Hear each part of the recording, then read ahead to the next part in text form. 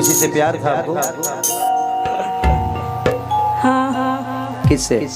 भैंस से, इंसान से कि भैंसा से? साढ़ से भइल बा।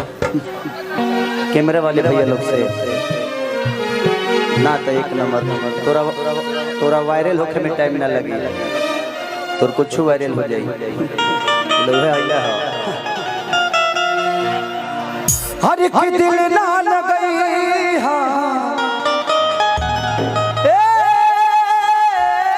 जाना हो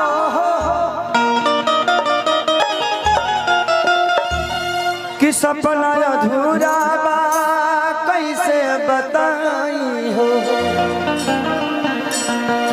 कि दिल में दर्द इतना बा जाके कैसे जताई हो।